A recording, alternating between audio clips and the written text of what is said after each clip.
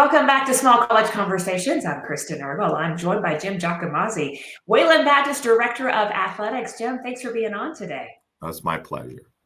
Now, recently it was announced that you will solely focus on the AD side of things, as you have been both AD and head volleyball coach for, I guess, over 2.5 years. Looking back, what made you want to solely focus on that AD role? Well, it wasn't an easy decision for me. It was very emotional. In fact, at one of our trustees meetings lately, they said, "Well, that's great. We're happy about the decision. What are you going to miss?" And I couldn't get a word out because I was so choked up. And they said, "Well, let's move on. What do we need to do for football? How's that going?" I said, "We need $3 million." They all laughed. That gave me time to get refocused again. But I wasn't joking when I said $3 million. So, you know, it's difficult. It's something I've done for over 40 years coaching, and I've been very passionate about it. I've loved it.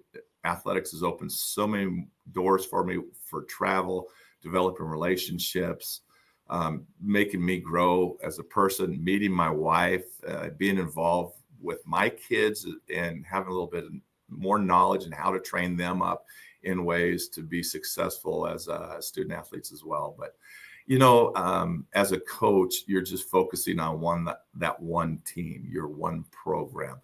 But now I have a whole department, multiple sports programs, and a lot more student athletes.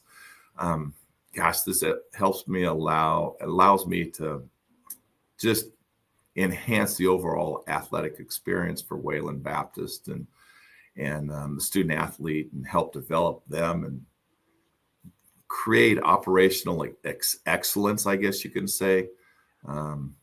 It's been different. My focus is different. How I'm thinking now is a little different. It's a lot different from coaching. My team is now coaches. It's the business department. It's financial aid. It's the academics, admissions, working with the administration. So as I surround myself in those areas, how can I best enhance our coaches and athletes so they have a great college athletic experience as well as academic experience? As a coach's wife, I can only imagine how emotional that decision was. If you've been in it for 40 years, and I'm probably emotional for the entire family as well. You said so many things there I want to key in on. I want to ask you about one of those being, you said your team is now coaches. And what has that been like for you to transition your leadership style, or has it transitioned? I mean, what's different about that dynamic, and how have you adjusted personally? Well, I don't wake up in the middle of the night saying I need a middle blocker. I'm missing a middle blocker. Now it's I need a volleyball coach, or I need to find another track coach. So that's changed a little bit. My relationship has always been good with the coaches. I'm a touchy-feely guy. I have to be in relationship. I'm not a dictator, so to speak. I want to work collaboratively. Even with the athletes that I was working with, sometimes I had to go up to them and say, "I made a mistake. Let's back up, start over again." Because you didn't want to build up those walls with your athletes, because you piss off one of them, then their friend who's also on the team gets upset. Now you have two people upset at you. And so being transparent, knowing and accepting the fact that I might make a mistake, I'm willing to back up and work with you. The relationships I've had with the coaches is I've always wanted to be supportive of the other teams as a coach, encourage my players to go and support football or basketball or wrestling. And so I have relationships with all those coaches. Yeah, we have a couple of new ones. I'm developing relationships with them.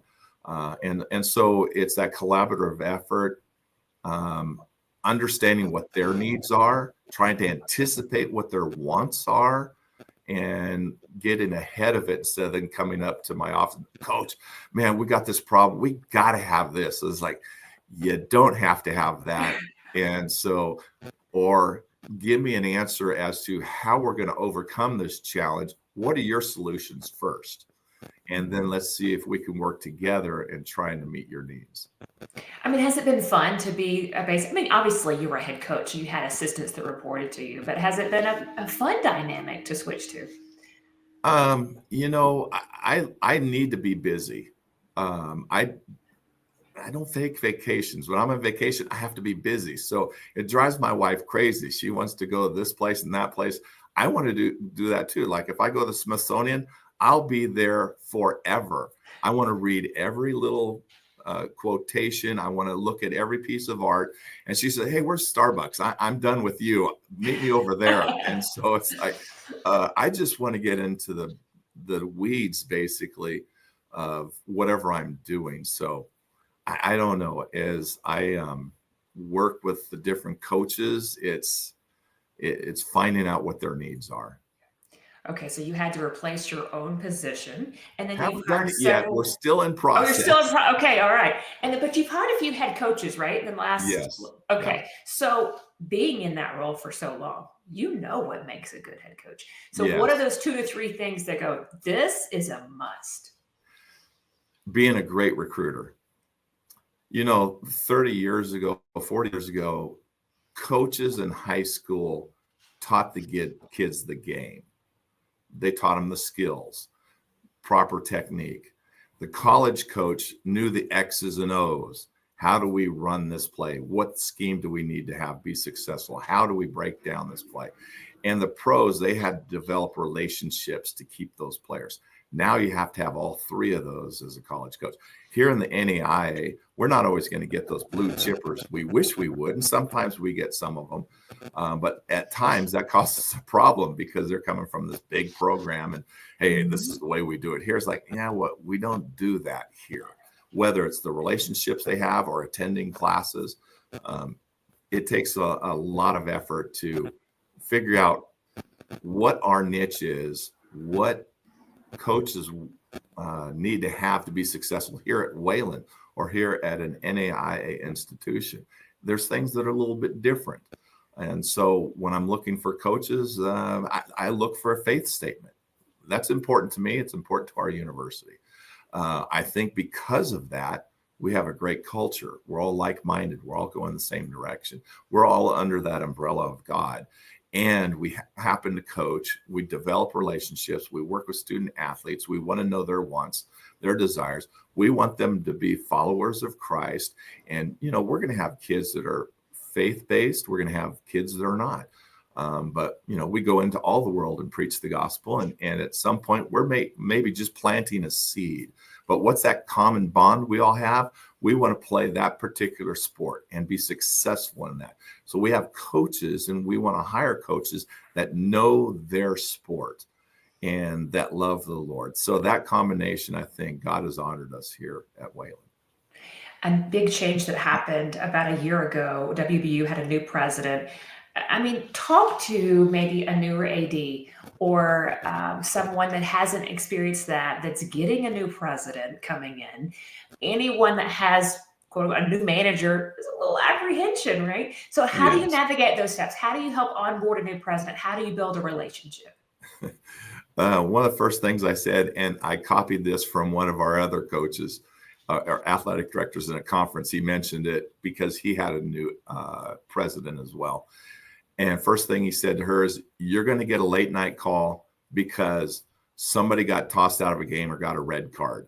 And the rules have changed a little bit. We don't get those calls anymore. And that's one of the things I did tell Dr. Hedgepath. I said, you may get an email saying somebody got tossed out of a game, and you'll get that email the same time I get it. I'm going to be making a phone call and talking to the coach. What happened? Was it like recently we had a bat toss? I was at the game, but I left just before the game was over. A fella hit a home run, bat toss. Oh, man. And so those are the things you're a little disappointed with because the coach is disappointed, first of all. I'm disappointed because at one point several years ago, we were getting red cards left and right. And I said, okay, guys, NAIA says you get tossed for a game. I'm adding another game suspension. So, and then the next one's 3, because we want to put an end to that type of behavior. we have a lot of internationals, and sometimes their culture allows things like that. And the referees are a lot more lenient, and they come into the United States, and our officials don't really put up with that. So trying to work with coaches, work with athletes, how do we do all that together? A lot of communication. And a lot of the role sometimes at this level of institution is making sure the president understands the value of athletics. How has that dynamic been like? Wow. A lot of faith-based schools now are adding sports. It's a strategy for enrollment management. I didn't understand the term enrollment management until I came here to Wayland, because years ago, wherever I was at, it's like, give me my budget and go away. I don't want to hear from you anymore. I had a reunion with a bunch of baseball players from years ago from another institution. And we went to the World Series in baseball. I was coaching baseball at the time. We only had 19 players on the team. And we didn't think about it. We didn't talk about the wins and losses when we got together. We just said, how did you do it with only 19 players? Because we had a second baseman that pitched. We had an outfielder that pitched. We had 3 pitchers. And it was a very unique, incredibly blessed season for us. But the dynamics of each institution and how we work with our presidents. I was working, where is she? What is her vision for athletics?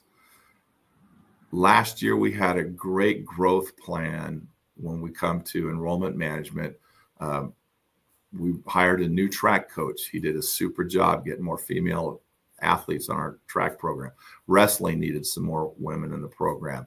And so when it came down to it, we had more student athletes than we've ever had in the history of the program. So the president understands how important athletics is. We want to see more non-student athletes on campus to help shore up our coffers, so to speak. But with enrollment management and the president, we work hand in hand trying to do the best we can to give the university the best leg to stand on. And then obviously from your role, you're making sure that you can support that level of student athletes. And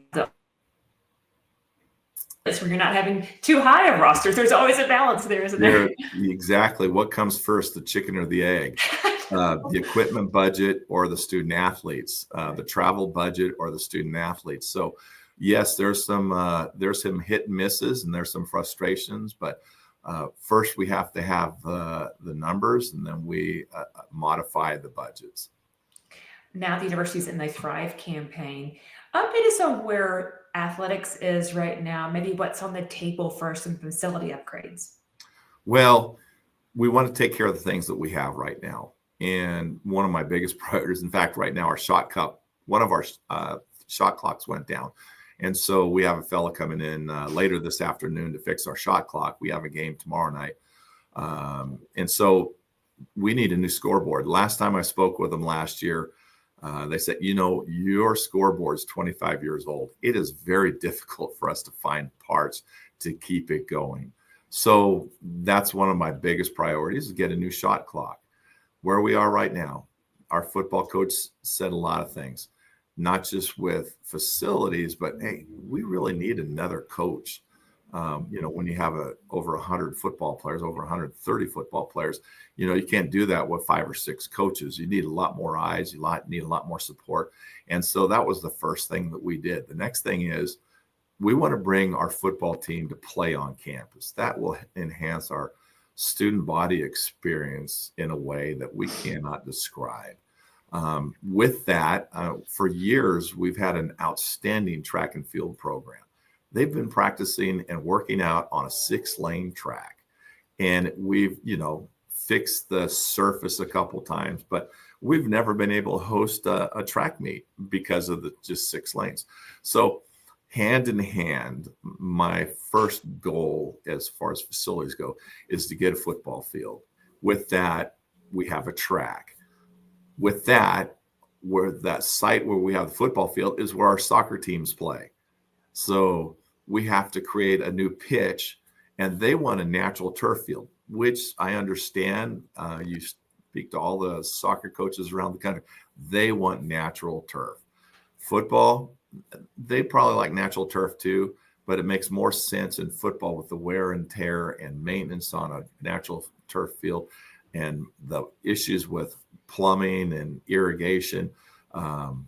Man, we're going to go with football first on artificial turf, and that means we have to get that going. And so what comes first, the chicken or the egg, the football field or the money?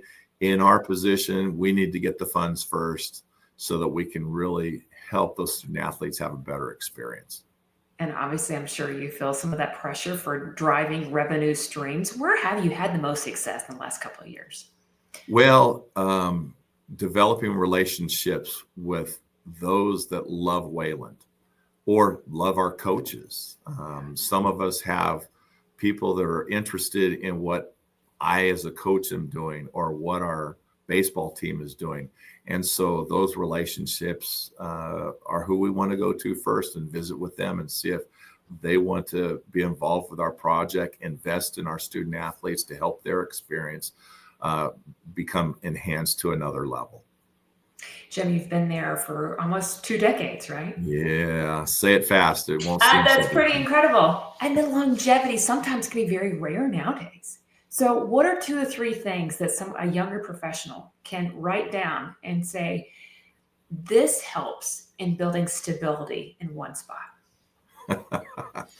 Break less clipboards. I would go back to, I was the youngest Division I coach in the country at one point in my life.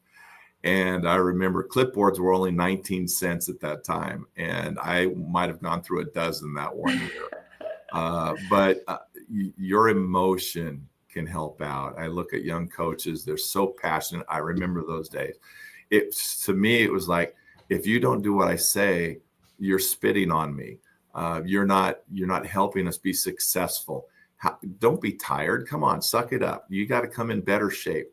And so changing my outlook and treating people with respect. I was very, very demanding. I hope I was never demeaning, but that's what I'm looking for in young coaches. Be demanding, be passionate, be enthusiastic, be a hard worker, but uplift your players.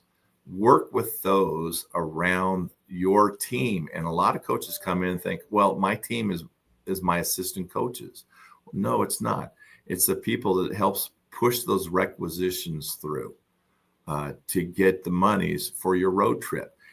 It's those people in the business office that help your student athletes navigate their bill for school.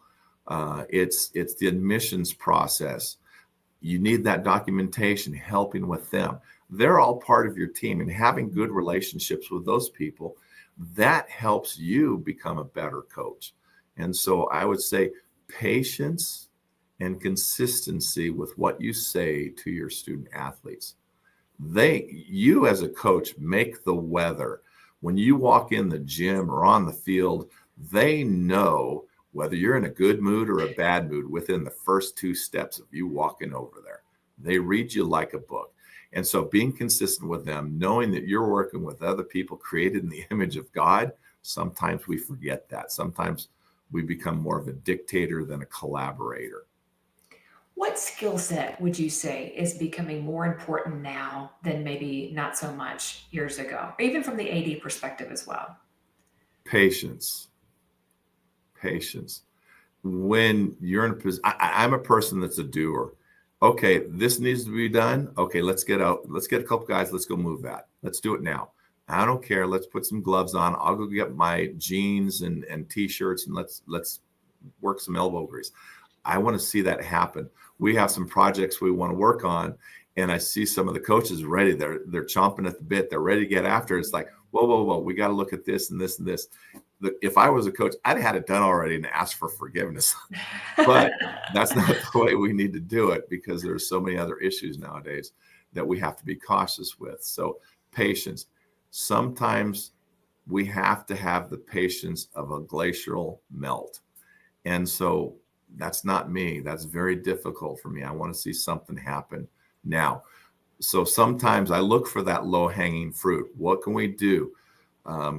An example of that, we gave a survey to our student athletes and said, hey, what is it that you guys need to see done? Hey, we want to see more protein drinks available for us.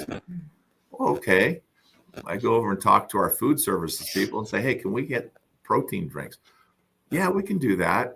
Oh, that was something that was easy. We could do that, just lickety split. Hey, we want a football field on campus. Okay, well, that's going to take a little bit more time. Longer. But if we can get sketches, this is the direction we're going. This is what we think it will look like. We're in the process of establishing a fund that people can donate to. We're going that direction. So how do we do that? It's visiting with those in my support group and those that I report to. How do we want to take this task on? Help me develop something so that we can really make this happen. No matter the university, no matter the level, every athletic director in the country has a challenge, every conference. If you look at right now, what's your biggest challenge you're facing at Wayland and in NAIA overall? And what ways are you looking at? Is there anything that I can throw at that a little bit? Well, the biggest challenge, I guess, I don't look at challenges as a negative. It's our next project that we're going to be working on. And I think for us right now, I think a challenge for Wayland right now is to have a new female dorm. When we recruited so many new athletes this past year, we added so many more female athletes. We were down to 3 or 4 dorm rooms left. And those weren't really pleasing dorm rooms.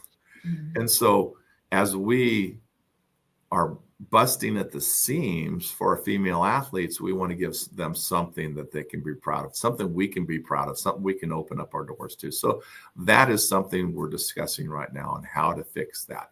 That's a challenge. I think another challenge for Wayland would be retention at almost all faith-based institutions.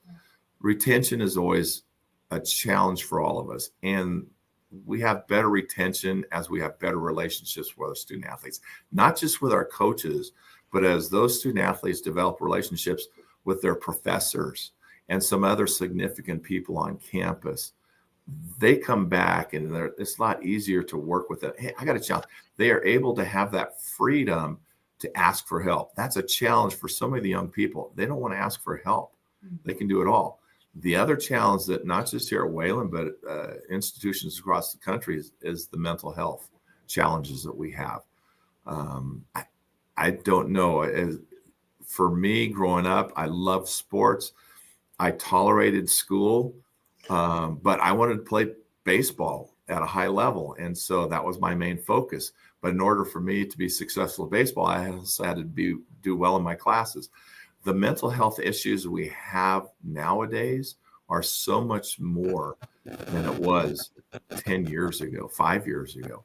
And so hiring additional counselors on campus, having more people available for our student athletes to visit with, that's the biggest challenge, I think, right now. You've mentioned several things on your plate right now. Any major strategic initiatives going forward for WVU that you're excited to be a part of? Well, there's so many different things.